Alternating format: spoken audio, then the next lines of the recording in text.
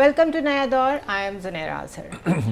ایک روٹین میں الیکشنز اگر ہونے والے ہوں، جنرل الیکشنز کسی بھی ملک میں، تو آپ کو لوگوں میں ایک جوش و خروش نظر آتا ہے، لوگوں کی لائلٹیز سامنے آتی ہیں، جھنڈے، اجتماعات ہو رہے ہوتے ہیں، لوگ اکٹھے ہو رہے ہوتے ہیں. ہم نے پاکستان میں بھی یہ سب بہت دفعہ وٹنس کیا ہے. جیسے ہی الیکشنز قریب آتے ہیں تو لوگوں میں ایک انتھوزیازم بہرحال پایا جاتا ہے. جیسے بھی حالات رہے ہوں، الیکشنز کو ہر کوئی ویلکم کرتا ہے، ایک ماحول کریٹ ہوتا ہے. اس وقت آئی فیل کہ پاکستان میں الیکشنز کا ماحول کہیں سے فیل نہیں ہو رہا، ڈسپائٹ دا فیکٹ کہ الیکشنز ڈیو ہیں. ایک نہیں، 2 ڈیو ڈیٹس گزر چکی ہیں. 2 صوبوں میں تو جو حکومتیں بیٹھی ہیں وہ پتہ نہیں نگران بھی ہیں کہ نہیں ہیں، وہ کیا ہیں، نو بڈی نوز ان کا اسٹیٹس کیا ہے. اس ساری صورتحال میں political parties if any thing, اگر کچھ ہو سکتا تھا تو وہ یہ ہو سکتا تھا کہ پولیٹیکل پارٹیز ہی یونائٹڈ نظر آتی ہیں، وہی ایک پلیٹ فارم پہ ہوتی، تقاضا کر رہی ہوتی کہ why there is a delay in elections, یہ ہمیں کسی بھی شکل میں قابل قبول نہیں ہے. بٹ آن دا کانٹریری، جو 2 بڑی جماعتیں ہیں وہ تو خاموش بیٹھی ہیں. وہ کبھی مفاہمتی بیانیہ دیتی ہیں، کبھی مزاحمتی بیانیہ دیتی ہیں، اور وہ ابھی تک 90s کی سیاست میں زندہ ہیں. ان کے انداز بتا رہے ہیں، ان کی باتیں بتا رہی ہیں. جو انہوں نے 1-2 کارنر میٹنگز یا انہوں نے لوگوں میں نکلنے کی کوشش کی ہے تو لوگوں کا رسپانس ان کو یہ بتا رہا ہے کہ اس سے باہر آ جائیں، اس ڈیلوژن سے کہ یہ 90s ہیں، لیکن وہ ماننے کو تیار نہیں ہیں. ایک پارٹی مکمل کریک ڈاؤن کا شکار ہے، ڈسمینٹل ہو چکی ہے، لوگ بھاگے ہوئے ہیں، چھپے ہوئے ہیں.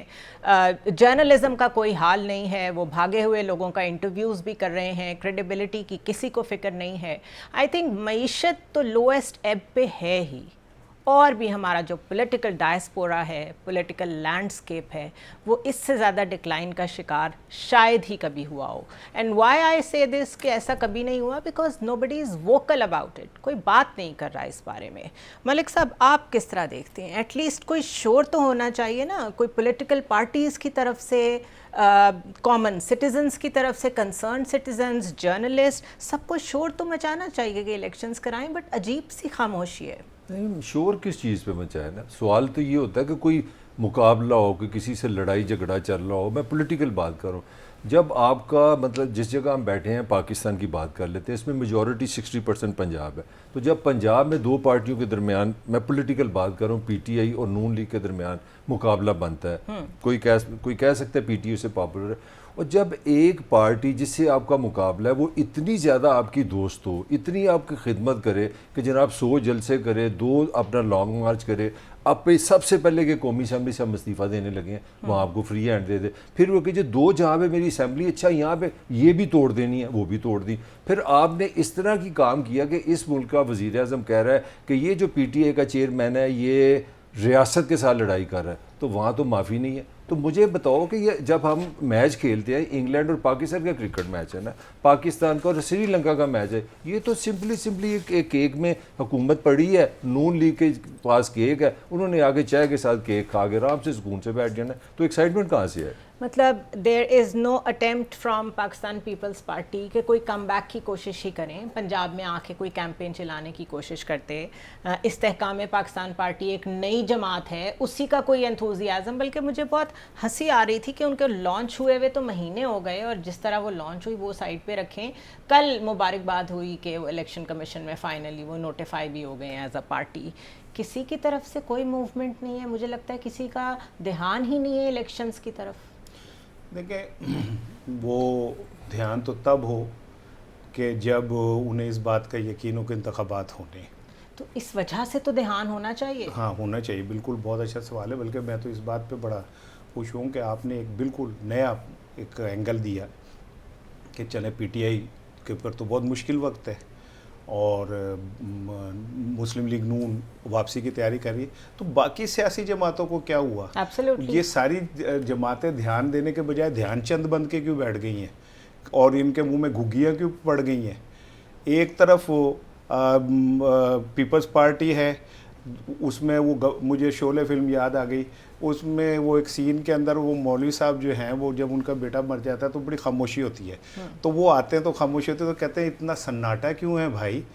تو ایک طرف تو یہ ہے، اور دوسری طرف میاں نواز شریف صاحب لندن بیٹھ کے اپنے ہر جلسے میں لوگوں سے پوچھتے ہیں کتنے آدمی تھے وہ، हैं, और वो गिनने पड़ते हैं जी वो 35 बंदे थे, फिल्म चल रही है। अच्छा, दूसरी चीज़ ये है आपकी जो बात है ज़ुनैरा साहिबा, कि देखिए कुछ चीज़ें दीवार पे लिखी नज़र आ रही होती हैं, लेकिन हम उनको कोई लफ्ज़ नहीं दे पाते।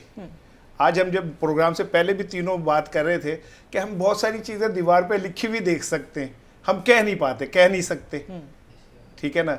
तो पाकिस्तान के सियासतदान भी कोई तो चूचे काके नहीं है, छूने मुन्ने काके नहीं है, उन्हें भी सब पता है क्या है। यही वजह है कि मियाँ साहब आ रहे हैं, नहीं आ रहे, ठीक है, नहीं ठीक है, ये सारा कुछ चल रहा है, क्योंकि वो भी ये देख रहे हैं कि अब ऊँट किस करवट बैठता है, और जब उन्हें ऊँट करवट बैठता नजर आएगा तो आप अभी मलिक की तरफ जाइएगा, फिर मैं आपको वो ऊँट करवट पे बैठता हुआ उन्हें वो क्या चीज़ें हैं जो समझते हैं कि ऊँट करवट पे बैठ गया, मैं फिर आपसे करूँगा।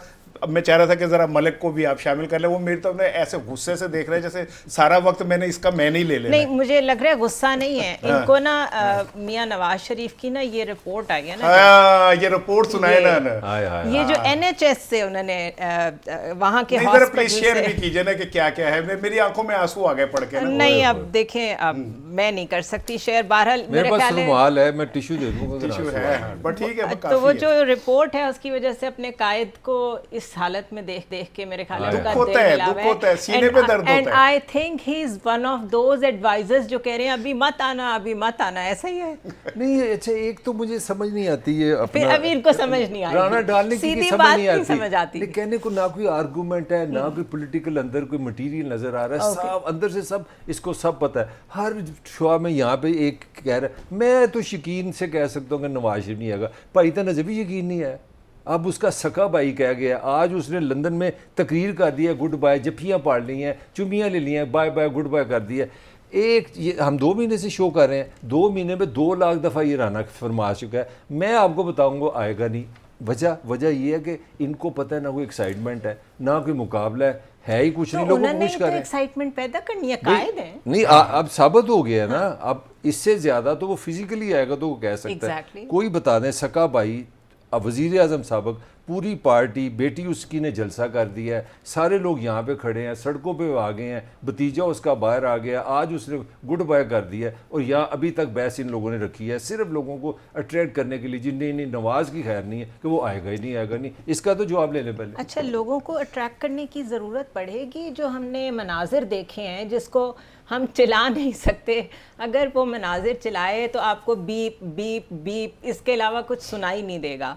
तो शहबाज शरीफ साहब को लोगों ने जो पहला वेलकम किया है ऑन रोड अपने बीच में, उसके बाद बड़े भाई सोच में नहीं पड़े होंगे। देखें, वो कहते हैं अक्लमंद को इशारा काफ़ी होता है, ज़रूरी नहीं कि कान थल्ले वजह थे बंदा समझदा है, वो अक्लमंद को काफ़ी इशारा काफ़ी होता है। लतीफ़ा तो एक बहुत पुराना है, वैसे हमने बचपन में सुना था, लेकिन चूंकि हम 1947 से लतीफ़े ही देख रहे हैं इस मुल्क के अंदर, और तो कुछ नहीं, और एक ही लतीफ़ा बार बार रिपीट होते हुए देख रहे हैं। तो मैं आपसे शेयर कर दूं कि वो एक आदमी था ट्रेन में, वो हर मिनट बाद कोई बोलता था तो कहता था तुसी मैनू जानदे नहीं, फिर वो थोड़ी देर कहता था तुसी मैनू जानदे नहीं। एक दिन एक अचानक एक बंदा खड़ा हुआ, कहता कौन हो तुसी, कहता भाई मैं भी मारेगा। तो मियाँ साहब ने, मैं एस्टैब्लिशमेंट को यूं कर दूंगा और मैं फटियां भन दांगा और मैं इंज कर दांगा। खाना काबा में बैठ के कहा अगर मैंने एस्टैब्लिशमेंट को माफ़ कर दिया तो मैं अल्लाह को क्या जवाब दूंगा। अब उनके साथी इसाक डार साहब कह रहे हैं कि जी वो तो ऐसे अल्लाह देते ही छड़ता है, ठीक है, नजर अल्लाह न्याज हुसैन। अब हमने वहाँ पे चले गए। ये जो आज की ये रिपोर्ट जमा हुई है ना, जो आप तो हैं रख रखाव वाली खातून ना, आप कुछ चीज़ों में अपना असूल रखती हैं कि भाई ये नहीं यार, ऐसे इससे ज़्यादा नहीं जाना। हमें देसी बंदे, हमारा तो देसी सोच, देसी अंदाज़ है। उस रिपोर्ट में है कि जी उनका दिल के हालात को ठीक नहीं है, ठीक है, स्टंट पड़ चुके हैं, फिर कोविड हुआ तो उसकी वजह से उनमें बहुत हुआ है। उनके पर्सनल डॉक्टर कहते हैं कि 80% उनके दिमाग को ऑक्सीजन नहीं जा रही है। मैं नहीं कह रहा, क्योंकि तो ऑन रिकॉर्ड है। मलिक साहब, 20% ऑक्सीजन पे बंदा कितना ऑपरेट कर सकता है? वो इतना ही कर सकता है, इतना ही बयान दे सकता है। मैं तो दिमाग को है नवाज शरीफ दा मेरे ते पाई जा रहे हो सारे हैं, गल अपनी अपनी करो, मैनू तो पाई जा रहे। 20% अगर ऑक्सीजन दिमाग को मिल रही हो तो फिर तो वेंटिलेटर पे होना चाहिए। नहीं, अल्लाह ताला उन्हें सेहत तंदुरुस्ती दे। मेडिकली स्पीकिंग अजूबा है ये, अजूबा है मेडिकली स्पीकिंग। अच्छा, ये मलिक साहब इख्तिलाफ अपने साथ है, क्या उनके वो डॉक्टर ने लंदन में ये बयान नहीं दिया ऑन रिकॉर्ड? उन्होंने कहा कि उनको उनकी शरियानें बंद हैं तो 80% ऑक्सीजन। अच्छा, मैं समझे ये जो बयान इस तरह के देते हैं शायद वो इस वजह से दे रहे हैं कि ऑक्सीजन पूरी नहीं जा रही, तो वो शायद ऐसा हो रहा हो। अल्लाह ताला उन्हें सेहत दे, उन्हें तंदुरुस्ती दे। लेकिन जुनैर साहब मुझे एक बात बताइए, क्या पाकिस्तान की किस्मत में सिर्फ बीमार लीडरशिप लिखी हुई है? जरदारी साहब ने अदालत में कहा कि मैं जहनी मरीज हूँ, रिकॉर्ड है, रिकॉर्ड, उन्होंने सर्टिफिकेट जमा करवाया कि वो ज़हनी मरीज, जी मैं जहनी मरीज हूँ। ये मैं कह रहा हूँ, जिम्मेदारी से कह रहा हूँ। मियाँ साहब की हालत ये कि उनको ऑक्सीजन नहीं मिल रही, उनको स्टंट पड़े, अल्लाह ताला उन्हें सेहत दे। अपने शहबाज शरीफ साहब, उनके अल्लाह ताला उन्हें सेहत तंदुरुस्ती दे। हाँ, उन्हें कमर के दर्द के अलावा भी कुछ संगीन मसाइल हैं सेहत के, अल्लाह उन्हें, मैं बार बार कहता हूँ, सेहत तंदुरुस्ती दे हैं। हाँ, लेकिन अपनी बीमारी को ये लोग इस्तेमाल करते हैं ना, इसलिए फिर वो अंडर डिस्कशन भी आता है। मुझे एक बात बताएं जुनैर साहब, क्या इस 24 करोड़ अवाम में ये 4-5 बीमारी रह गए हमारे सब खाते में? 1985 से लेके आज तक 40 साल हो गए, यही वजीर आजम, यही वजीर खारजा, यही वजीर आला, यही गवर्नर, यही सदर, बाकी मर गए ने, किसी में क़यादत की अहलियत नहीं है। इमरान खान को 9 मई में आप अंदर कर दें, दे दें सजा, मुझे नहीं उससे कोई फर्क पड़ रहा। लेकिन मुझे इस सवाल का जो ये बीमार क़यादत जो है हमारे खाते पड़ गई है, वहां पे इंडिया को देख लें। ये आ रहे, अभी नया जुमला सुन लें जो आ रहा है कि नवाज शरीफ साहब आ रहे खुशहाली लेके, ठीक है ना, खुशहाली ने कहा कि पाइन मैं लंदन में ठीक हूँ, मुझे ना लेके जाएं आपकी बड़ी मेहरबानी, बड़ी खुशहाली तुसी ले चल रहे हो। 3 बार आके आपने जो खुशहाली अपने बच्चों को दी, ठीक है, चौथी दफा कौन सी खुशहाली लेके आ रहे हैं आप? वहां पे भारत में देख लें। अच्छा, एक और क्वेश्चन भी बहुत लोग उठा रहे हैं, टू बी ऑनेस्ट, कह रहे हैं जी मरियम मुस्तकिल कहती रही हैं कि पाकिस्तान में खुशहाली सिर्फ नवाज शरीफ लेके आ सकता है, और भी इस तरह के कई जुमले हैं जिससे ये पता चलता है कोई बड़ा ज़बरदस्त रोड मैप है, कोई बड़ी ज़बरदस्त कोई रेसिपी है जिससे वो पाकिस्तान के सारे मसाइल ख़त्म कर।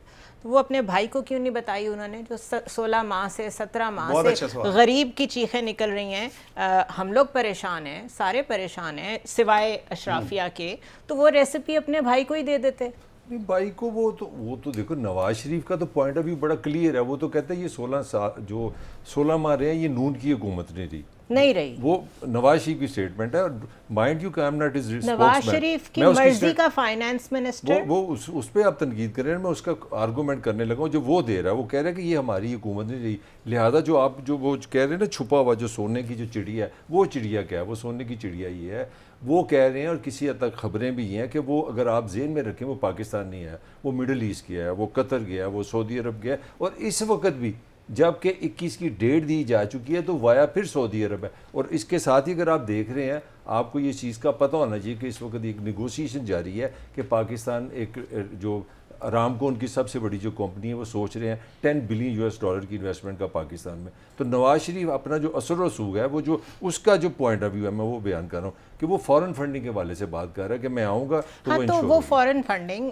उनके कतर सॉरी इन्वेस्टमेंट फंडिंग से मतलब मेरी इन्वेस्टमेंट ओके। अच्छा, अगर इतने अच्छे ताल्लुकात कतर से भी हैं और हैं, क्योंकि कतर से ख़त भी आ गया था, याद है, इतना सपोर्ट है, फिर UAE से भी हैं, सऊदी अरेबिया से भी हैं, अपने भाई के दौर में वहाँ से थोड़े से पैसे ले देते ना। तो भाई का भी तो डिफॉल्ट बचाया ना आपने, आप तो पहले डिफॉल्ट पे खड़े थे। $3 बिलियन आपको, यानी वो असल में नवाज शरीफ ने दिलवाया।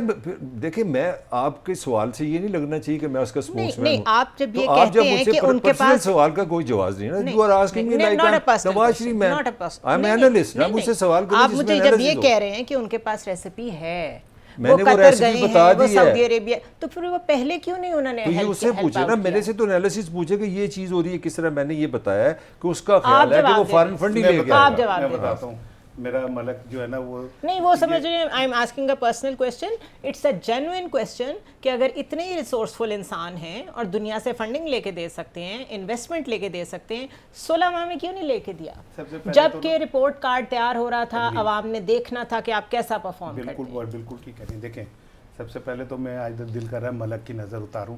یہ جب غصے میں تھوڑا سا آتا ہے تو اور لال ہو جاتا ہے. یقین کریں مجھے نا اپنے فریج میں پڑے ہوئے تازہ ٹماٹر یاد آ جاتے ہیں. یہ ماشاءاللہ اس کے چہرے کی لالی اللہ ایسے ہی قائم رکھے.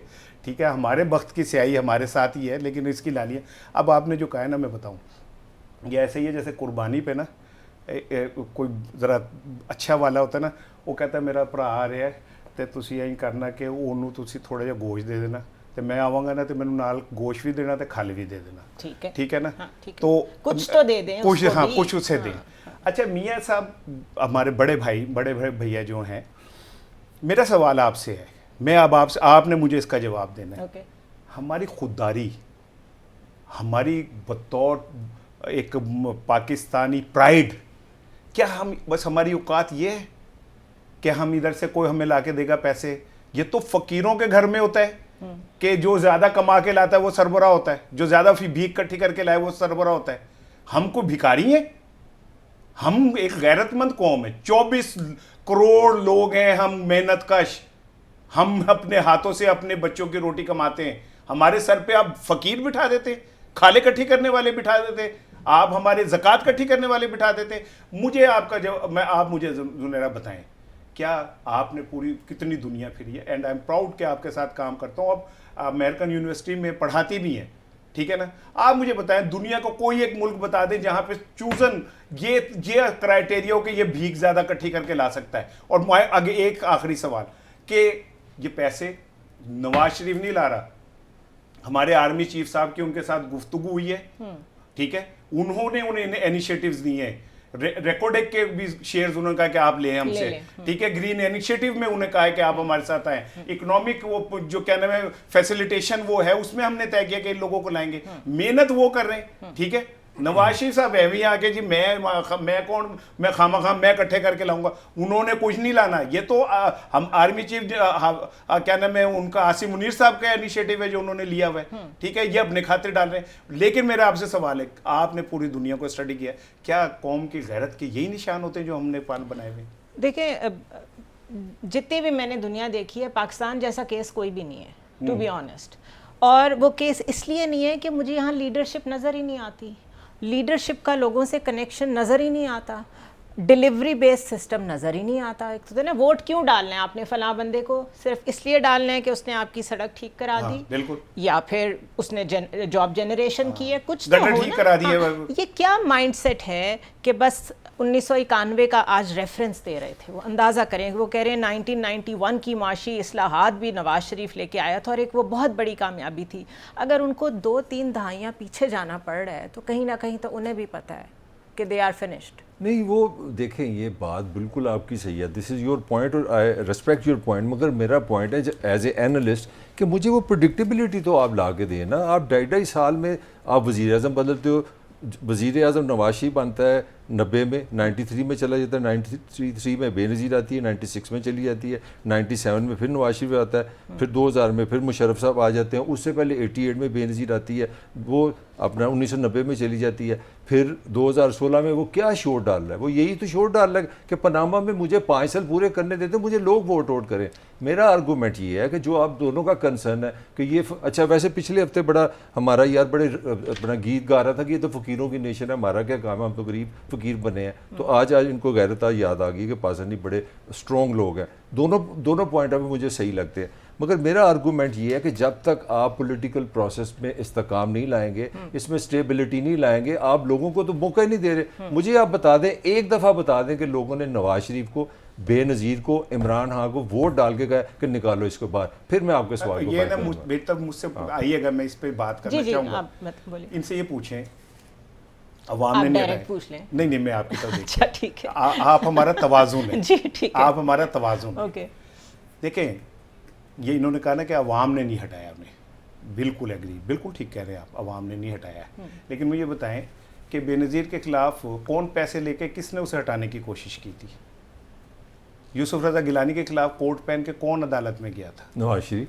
ٹھیک ہے, کس نے کہا تھا کہ یہ کوئی جنگل کا قانون نہیں ہے کہ سپریم کورٹ کے فیصلے کو آپ نہیں مانیں گے؟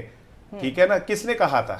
اور اپنی دفعہ کس نے کہا تھا کہ میں سپریم کورٹ کے ساتھ بعد میں جو کچھ ہوا وہ کس نے کہا تھا؟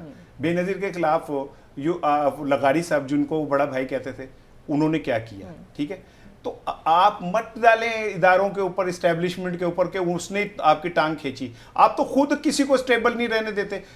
عمران خان بہت برا آدمی ہے, 9 مئی کا اس نے واقعہ کیا, رگڑ دیں اسے, سزا دیں. لیکن آپ کو کس نے کہا تھا؟ شہباز شریف نے پریس کانفرنس میں کہا کہ عمران خان کا تو پروگرام یہ تھا کہ ہمیں 10 سال کے لیے اندر کر دیں, اور آج اس نے کہا, انہوں نے کہا ہے اپنے اس میں کہ ان کا عمران خان کا پروگرام تھا کہ وہ ہمیں 10 سال اندر کر دے. کس نے انہیں بتایا؟ کس نے ڈرایا؟ کس نے ڈرا کے ان سے کہا کہ جی آپ پیسے اکٹھے کریں سندھ ہاؤس کے اندر اور والو کڑیوں ونڈی دے لے جاؤ, پیسے دے جاؤ اور ووٹ سانو دے جاؤ؟ کس نے کہا انہیں؟ آج یہ کس منہ سے اسٹیبلشمنٹ کو وہ کہہ رہے ہیں؟ اسی اسٹیبلشمنٹ کے کہنے پہ تو آپ نے کیا. بات وہیں پہ آ گئی جہاں سے میں نے شروع کی تھی.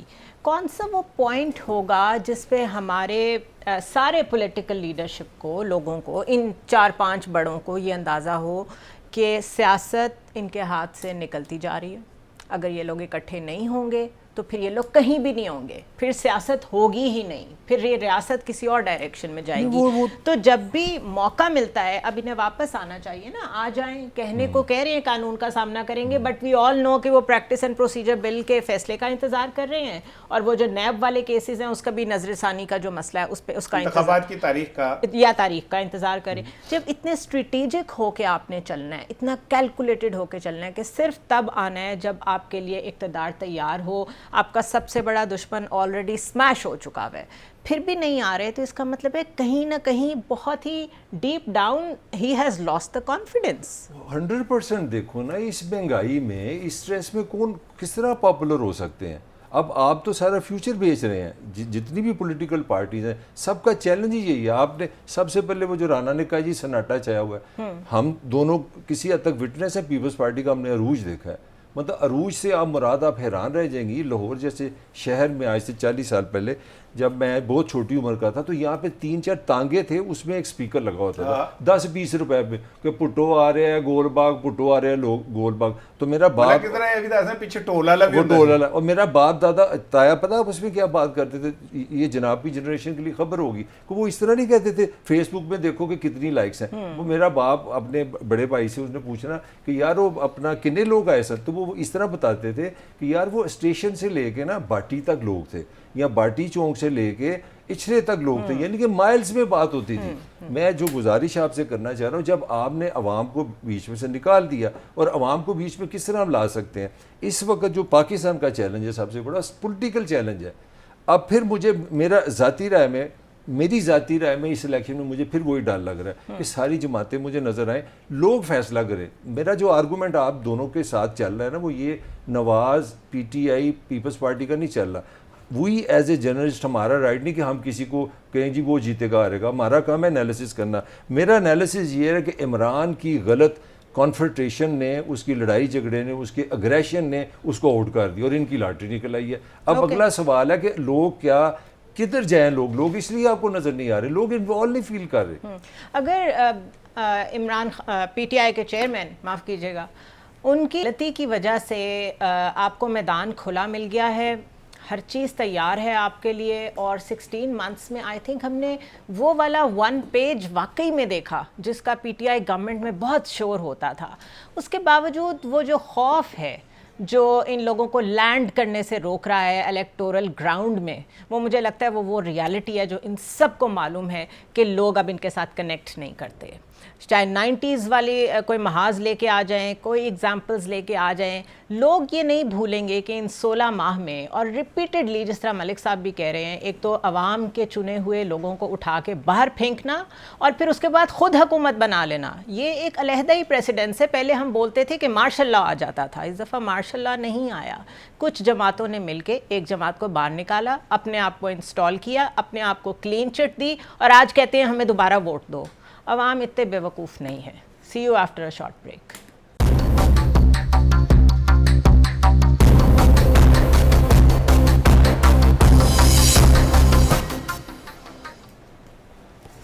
And and welcome back once again.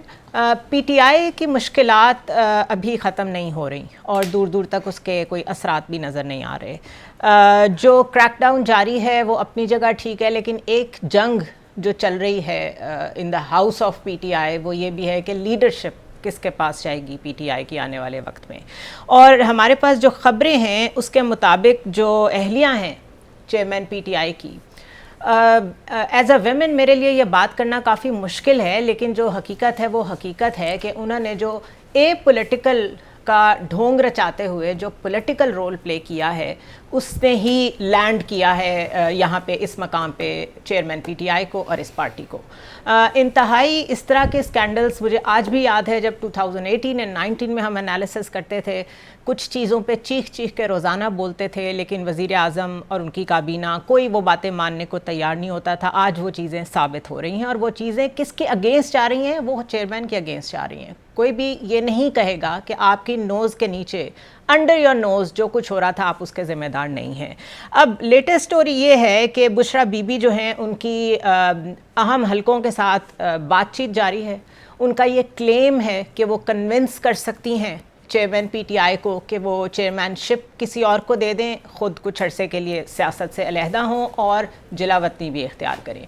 उनका ये क्लेम इतना स्ट्रॉन्गली इसलिए माना जा सकता है कि जो कुछ होता रहा है उसमें जो हर जगह ताने बाने उनसे जाके मिलते थे, उसके बाद ये बात भी मानने को दिल करता है। बहरहाल वो इसलिए मुश्किल में है कि एक तो उनके ऊपर ख़ुद करप्शन के चार्जेस हैं, अपने पैसे भी वो बचाना चाहेंगी, उनके एक्स हस्बैंड भी अरेस्टेड हैं, उनके बेटे भी अरेस्टेड हैं, एक भागे हुए भी हैं। फराह गोगी के साथ जो उनका नेटवर्क है वो भी एक्सपोज हो चुका है और उनके सामने दस्तावेजी सबूत रख के उनसे बात की गई है कि आपने आगे कैसे चलना है।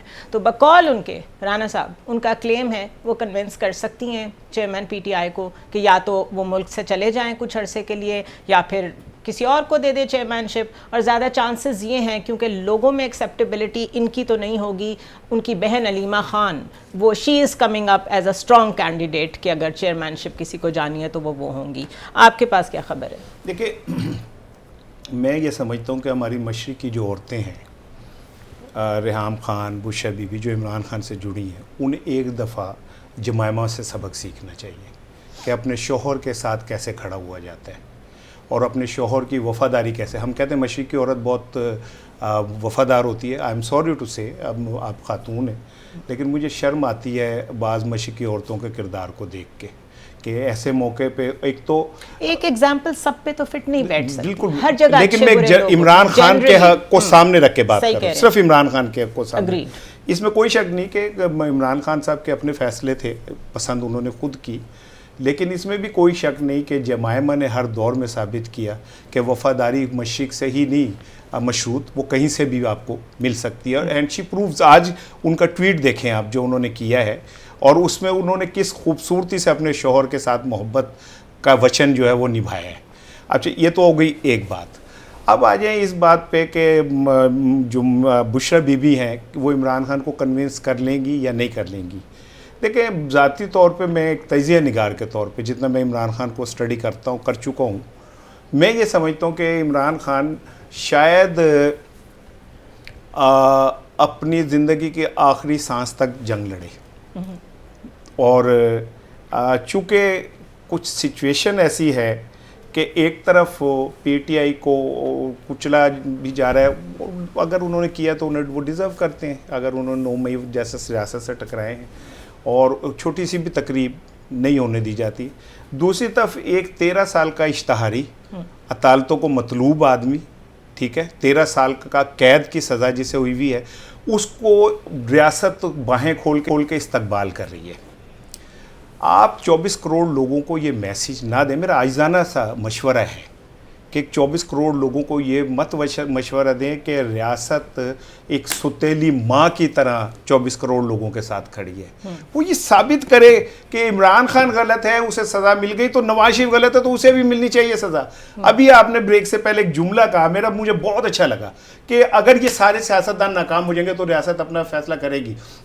अल्लाह करे कि ये रियासत फैसला करे, अल्लाह करे कि ये जितने सियासतदान जिन्होंने इस मुल्क की जड़ों को लूटा है, अल्लाह करे इन सियासतदान जिन्होंने हमारे बच्चों को गुर्बत और इफलास में धकेल दिया, मेरी बद्दुआ है, میں دل سے بدعا دے رہا ہوں, اپنے اللہ کو پکار کے بدعا دے رہا ہوں کہ جنہوں نے اس ملک کے 24 کروڑ لوگوں کو بھوک کے اندر پھینکا, وہ کوئی بھی ہو, اللہ تعالیٰ ان کے بچوں کو بھی اس طرح سے ان کو سامنے لے کے آ, اللہ ان کے گھر میں بھی اتنی تکلیفیں پہنچا جتنی تکلیف ایک گھر کے اندر اس ماں کو ہو رہی ہے جو اپنے بچوں کو کھانا نہیں کھلا پا رہی.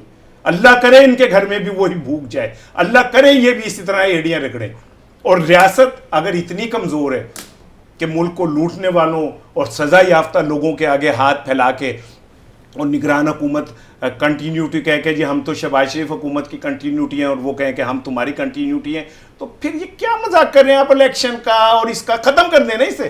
ہاں پھر تو کنٹینیو کریں, کنٹینیو باری باری کنٹینیو. نواز شریف صاحب کو کہیں کہ جی آپ پہ تمام, اب ایک جملہ اور میں کہہ رہا ہوں آپ کے پروگرام میں خبر میں بریک کر رہا ہوں, میری اطلاعات یہ ہیں کہ جب نواز شریف کی درخواست جو جمع ہو گئی ہے, لاہور ہائی کورٹ میں آنے والے دنوں میں ایک بہت بڑی تبدیلی ہونے جا رہی ہے.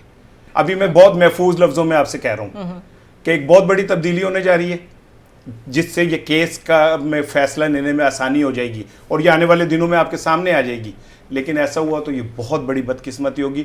پھر ہمیں چاہیے کہ ہم عدالتوں اور قاضی فائز عیسی صاحب جو اس ٹائم کسٹوڈین ہیں, اور میں ان پہ میرا بڑا حسن ذہن ہے, یقین ہے ان پہ کہ وہ کبھی بھی کمپرومائز نہیں کریں گے, چاہے نواز شریف ہو یا عمران خان ہو, اور وہ اپنا اسٹینڈ لیں گے. آئی ہوپ سو کو ایسا کریں. لیکن نمرا کا میرے منہ میں اس لیے آ گیا کہ الحمدللہ اس ٹائم پاکستان کی ایک خاتون خلا میں موجود ہے جی, and we are proud of her کہ وہ خلا میں موجود ہے. ہمیں فخر ہے اس کے اوپر, نمرا سلیم پہ. ہم تینوں آپ کے بہاف پہ ملک صاحب ہم اسے سلام پیش کرتے ہیں, شامل ہیں آپ کے ساتھ. لیکن آخری بس جملہ یہی ہے کہ اگر اس طرح آپ نے نظام چلانا ہے تو بہتر اس نظام کو لپیٹ دیں اور یہ کہہ دیں کہ بھئی اس میں تو اب اس طرح کی ایک ہی چیز ہوگی تاکہ ہم سب کٹی کٹا نکل ہے نا کوئی. اچھا میں واپس آؤں گی, یہ جو بشرا بی بی والا معاملہ ہے, ایونچولی جس کی وجہ سے سب سے زیادہ نقصان اٹھایا چیئرمین پی ٹی آئی نے, جس کی وجہ سے ہم یہ کہتے ہیں وہ مردم شناس نہیں, ان کو لوگوں کی پہچان ہی نہیں. کیبنٹ میں بھی ایسے لوگ موجود تھے, پارٹی میں بھی ایسے لوگ موجود تھے, لیکن اپنے گھر میں ایسا بندہ اگر موجود ہو اور آپ کو نہ پتہ چلے, تو آج جو وہ سزا کاٹ رہے ہیں مجھے لگتا ہے بڑی حد تک اسی چیز کی کاٹ رہے ہیں. تو بشرا بی بی پاسبلی ان 28-29 لوگوں میں ہو سکتی ہیں جو وعدہ معاف گواہ بننے کو بھی تیار ہو گئے ہیں. کوئکلی تو میرا آنسر ہے کہ خبریں تو ایسے ہی آ رہی ہیں, آپ نے بھی ان کے بارے میں بتایا, مجھے بھی پتہ لگے کہ ان کے بچوں پہ بھی انویسٹیگیشن شروع ہو گئی ہے اور ان کے جو سابق خامد ہیں وہ بھی پھنسے ہوئے ہیں, اور جب ساری سچویشن ہے. مگر اصل جو میں جس پوائنٹ پہ آپ کو جواب دینا چاہ رہا ہوں, میرا آپ دونوں سے پھر سوال ہے, دین واٹ از لیڈرشپ. رانے نے تو وہی اپنا سب رنگ ڈائجسٹ سنا دیا نا کہ دیکھیں ویسٹ کی بیوی کتنی اچھی ہے, تو میرا خیال ان کو صدر علوی بھی ویسٹ سے لینا چاہیے تھا. ایک مغرب سے بندہ تھا, وہ اچھا تھا کیونکہ ان کو صدر پہ بھی یقین نہیں رہا. پھر ان کا جو پرنسپل سیکرٹری تھا اعظم خان, وہ بھی ہمیں ویسٹ سے لینا چاہیے تھا, وہ بھی گورا انگریز ہوتا کیونکہ وفا لوگوں میں. اور بھائی مجھے آپ دونوں سے یہ سوال ہے کہ دین واٹ از لیڈرشپ. لیڈرشپ کا مطلب سمپل یہ ہے کہ آپ کا ایک ویژن ہے, آپ نے کہیں پہ جانا ہے, اور آپ ایسے لوگوں کو اکٹھا کر دیں جو آپ کے ساتھ وہاں پہ جائیں گے. آپ کا پرنسپل سیکرٹری, آپ کا صدر, آپ کی بیوی, جو آپ کہہ رہی ہیں اس میں کوئی مجھے آپ کے ساتھ دکھا دیں. آپ نے اپنی تاریخی مقبولیت میں, پاکستان کی تاریخی مقبولیت میں مجھے 1% ڈوڑ نہیں ہے, ہی از دا موسٹ پاپولر مین. اور کیا کہ آپ نے اپنی ٹاپ مقبولیت میں تحریک انصاف KPK میں بن گئی, IPP پنجاب میں بن گئی, پریس کانفرنس پارٹی ایک نئی آپ نے بنا دی, روپوش پارٹی ایک نئی آپ نے بنا دی, خود آپ جیل میں چلے گئے, 200 مقدمے آپ نے پہ کرا دیے. اور یار اس مقبولیت کو کس طرح ہم ٹرانسلیٹ کریں؟ یہ تو ایسے ہی ہے کہ آپ فرفر انگلش بولیں, بہترین آپ اسٹوڈنٹ ہوں, جب آپ امتحان دیا فیل ہو جائیں, ہو یو ول کمپریہینڈ دس مقبولیت. مجھے یہ نہیں سمجھ آ رہی.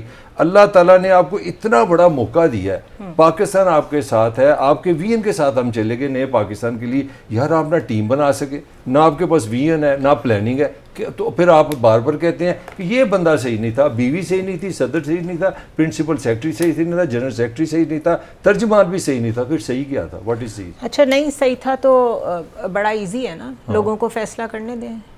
میں تو اس کے خلاف ہی نہیں, میں تو بات لیڈرشپ کی کر رہا ہوں. اب جو سچویشن کریٹ ہو گئی ہے کیونکہ ہم اس کو انالائز کر رہے ہیں, that is why we are talking, کہ اب کیونکہ یہ خبر آئی ہے کہ جی وہ چیئرمین کو بشرا بی بی کے ذریعے محفوظ راستہ اپنانے پر مستقبل کے حوالے سے اہم پیشکش کی گئی ہے. دس از ناٹ اسمال نیوز. اتنے مقبول لیڈر جس سے بہت بڑے بڑے بلنڈر ہو گئے, اب اس کو محفوظ راستہ بھی اس خاتون کے ذریعے سے دیا جائے گا جس کی وجہ سے وہ پھنسے ہیں. تو یہاں پہ تو ججمنٹ کال کچھ ٹھیک ہونی چاہیے. آپ کا کیا خیال ہے؟ میں تو آپ کو عرض کر چکا ہوں کہ میں نہیں سمجھتا کہ بشرا بی بی انہیں کنونس کر پائیں گی. نہیں کر پائیں گے, مجھے نہیں لگتا. نہیں, لیکن پارٹی کی چھوڑ دیں 2 منٹ کے لیے بشرا بی بی کا ایلیمنٹ, آخر پارٹی کو تو رہنا چاہیے نا. جی میں عرض کر رہا ہوں, پارٹی تو کسی نے چلانی ہے. میں عرض کر رہا ہوں کہ جب نواز شریف صاحب ملک سے گئے تھے اور انہوں نے جدہ میں بلکہ مسجد نبوی میں بیٹھ کے کہا تھا کہ میرا کوئی معاہدہ نہیں ہوا, اور بعد میں وہ 10 سال کا معاہدہ نکل آیا تھا, تو خواجہ آصف کہاں چلے گئے تھے؟ یہ پروفیسر وہ کیا نام ہے ان کا, احسن اقبال کہاں چلے گئے تھے؟ اسحاق ڈار نے ایفیڈیوٹ کیوں دیا تھا؟ ٹھیک ہے نا, اگر بقول لیڈرشپ کی یہی مثال ہے اور خان کا فیلئر ہے تو یہ باقیوں نے کون سا, کوئی پیپلز پارٹی پارلیمنٹیرین بھی بن گئی, پیپلز پارٹی شہید بھٹو بھی بن گئی, پیپلز پارٹی جو ہے وہ پتہ نہیں کون سی جنا لیگ بھی بن گئی, مسلم لیگ کاف بھی بن گئی. تو یہ تو پاکستان کا مزاج ہے کہ طاقت کے ساتھ سب کھڑے ہوتے ہیں اور کمزوری کے ساتھ جو ہے کمزور کے ساتھ غلط ہیں. یہ نواز شریف صاحب جو ہے وہ بھی اس کی بھی لیڈرشپ کی خامی ہے.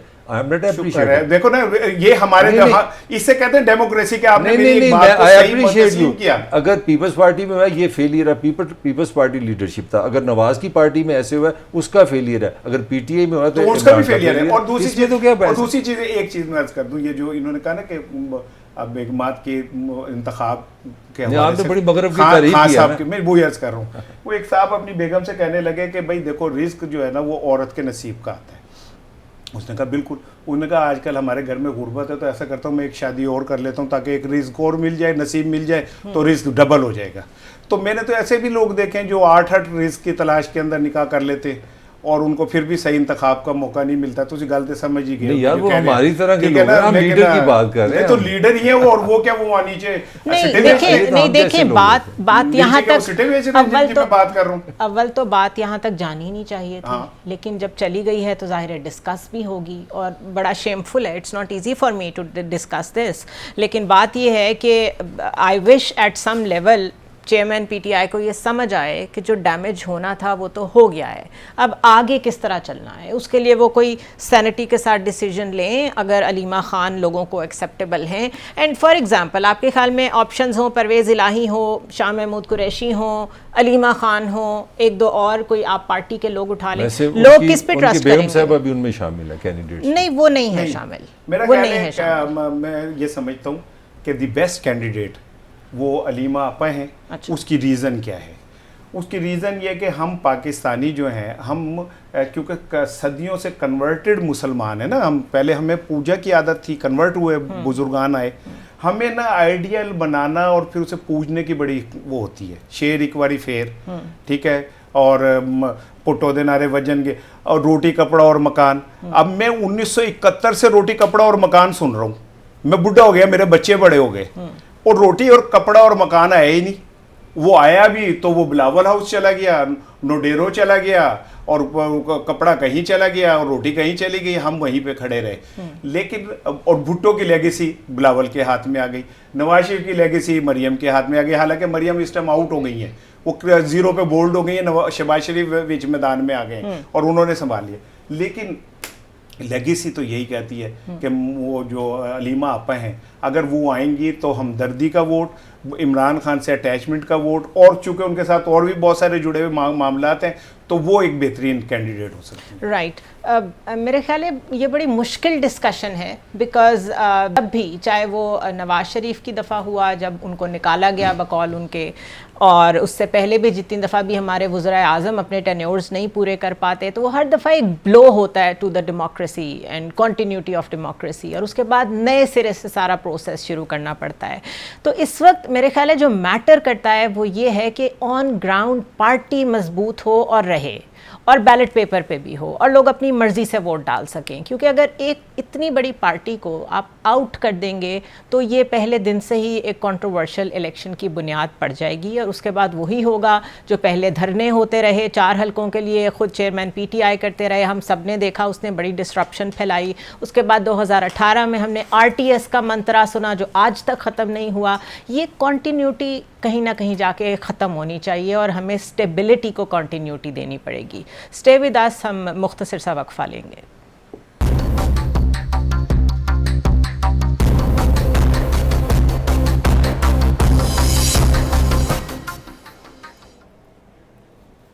Welcome back once again.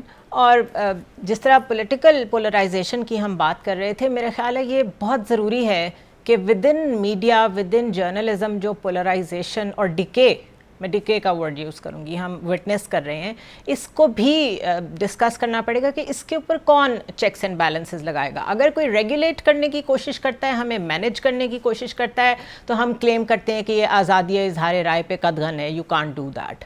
At the same time ایک پارٹی ایک جرنلسٹ کے بارے میں کہتی ہے یہ تو جرنلسٹ ہے ہی نہیں, یہ تو کسی کا اسپوکس پرسن ہے. ایک جرنلسٹ اپنے گھر سے یا جہاں سے بھی اغوا ہوئے ایک آئے ہوئے پولیٹیشین کا اپنے گھر میں بیٹھ کے انٹرویو کر لیتا ہے, اور اس کے بعد یہ کہتا ہے کہ اب وہ آزاد ہے, وہ خود ہی آئے, انہوں نے خود ہی انٹرویو دیا, اب انہیں واپس کسی عدالت میں کہیں جانے کی ضرورت نہیں ہے, وہ آزاد ہے, وہ جہاں مرضی جائیں. یہ جرنلزم کدھر جا رہا ہے؟ یہ کیسے ہوتا ہے کہ ایک دم آپ سے ون فائن ڈے کسی غائب شخص نے رابطہ کیا, آپ نے اسے اپنے گھر پہ بلا کے انٹرویو کر لیا اور اس چینل نے اسے ایئر بھی کر دیا. یہ جو ایتھکس کی, جرنلزم کی ایتھکس کی دھجیاں اڑائی گئی ہیں, اس کو بھی ڈسکس کرنا پڑے گا.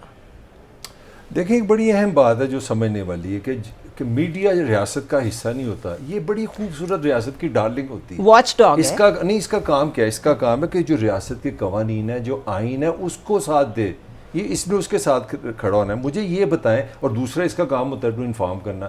مجھے اس انٹرویو میں جو سب سے بڑی جو افسوسناک بات لگی ہے وہ یہ لگی ہے کہ آپ نے تو مجھے پوچھ کے بتایا نہیں کہ وہ روپوش تھا, کوئی اس کہاں تھا, کدھر گیا. جو دیکھیں نا, آپ مجھ سے ملنے آئی ہیں میرے پاس, آپ 2 گھنٹے بیٹھی رہی, تو میں آپ سے پوچھوں آپ ہیں کون, وہ آپ بتائیں نا بھئی, یہ تو کوئی بات نہیں. نمبر 1. نمبر 2, آپ نے یہ انٹرویو کر کے جو سب سے بڑا میسیج دیا نا پاکستان کو, یہ میسیج دیا کہ اس ریاست کا کوئی نظام نہیں ہے. اگر وہ گم ہوا تھا, والنٹیرلی ہوا تھا, غلط گیا ہے, صحیح گیا ہے, وہ اداروں کا کام ہے, انویسٹیگیٹ وہ کریں. اور آپ اس کو کہہ دیں کہ جناب میرے پاس آیا اور یہ مسٹر کلین ہو گیا, یہ تو چلا گیا, پتہ نہیں اپنے گھر چلا گیا. میرا خیال ہے کہ ہمیں ریاست کی رسپیکٹ کرنی چاہیے. ریاست کی رسپیکٹ ہے کہ جو ادارے ہیں وہ فیصلہ کرے کہ اگر یہ خود روپوش ہوا ہے, غلط ہوا ہے, پارٹیز نے چھوڑنی ہے, ہمیں ڈیسیژن میکنگ میں نہیں آنا. اچھا, ہونا کیا چاہیے تھا؟ فرض کر لیتے ہیں اس خاص جرنلسٹ کو اس خاص سیاستدان نے فون کیا ہے, اس جرنلسٹ کو پہلے پولیس کو انفارم کرنا چاہیے تھا, کسی لا انفورسمنٹ ایجنسی کو, کہ بھئی وہ غائب تھے, ان کی مجھے کال آئی ہے, ہی از کمنگ, تو آپ لوگ بھی آ جائیں.